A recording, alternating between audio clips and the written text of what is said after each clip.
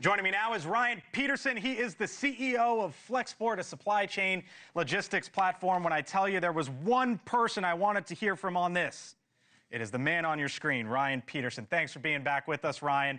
If we have to break away, I know you understand, but tell me what you're seeing tonight as it relates to China, these tariffs, and how businesses are reacting. Yeah, great. Obviously, I understand we got to hear from the president if he comes out and speaks. Yeah.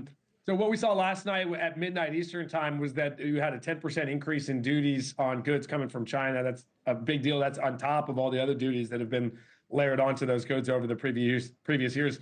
But maybe an even bigger deal was the elimination of what's called the de minimis exemption. Yeah. Explain that.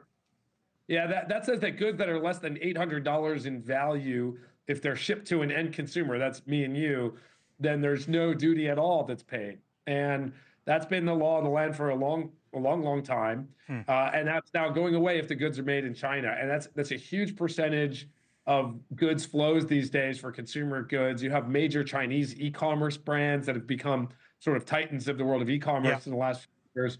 But also lots of smaller businesses are using this exemption to ship goods out of Mexico. They're made in China, but they ship them to Mexico by ocean freight and then ship them one at a time and avoid duties. So they've eliminated that, at least for goods from China. So it's a really big deal in the supply chain world. I don't want to name specific companies, obviously, because the world is a really big place. But is this the Amazons, the Etsy's, when you buy things that are shipped in from China for $25, $50, $100, whatever it is, under 800, the cost on those items could potentially start going up? Amazon does have a big offering doing this. It's Temu and Shein are and TikTok as well, TikTok shops. Etsy, I don't think so. I think Etsy's much more, hopefully made by your grandma and stuff like that. But yeah, those other ones for sure. When does the impact here, first off, let me ask you this. From the companies that you deal with, how are they changing operations, if at all? And for the person who's sitting here watching this tonight, when do they start to feel the trickle-down effects from all this?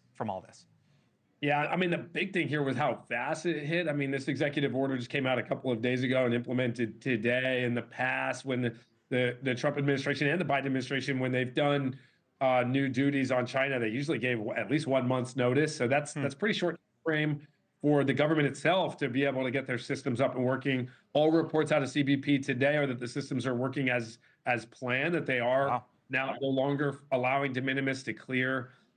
What you've seen is a lot of companies move this was not like totally unforeseen. Right, Trump had been talking about it out on the campaign trail for months.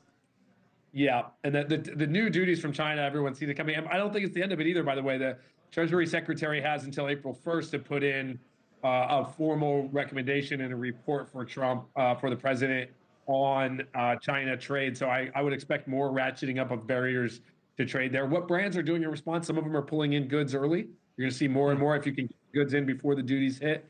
You'll see a scramble to do that. They're also going to start to relocate fulfillment centers into the United States. If you can no longer flow the goods in from overseas, you're going to want to position that inventory closer to customers so you can get faster shipping times, a better customer experience. So you'll see those jobs start to come back to the United States, and that is as it's designed.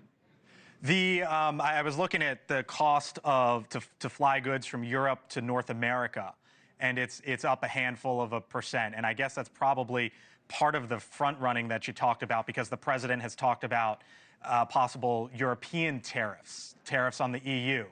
What happens if the president goes down that route?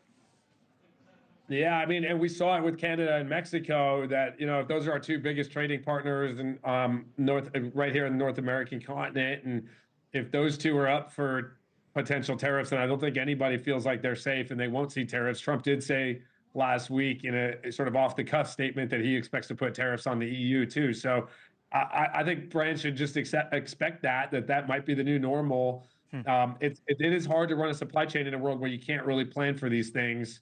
And so the name of the game right now is agility. It's watching the news constantly, paying attention to statements coming out of the White House, out of the various regulatory agencies, and being ready for whatever might happen. It's going to be the winner in all of this is going to be whoever's nimble.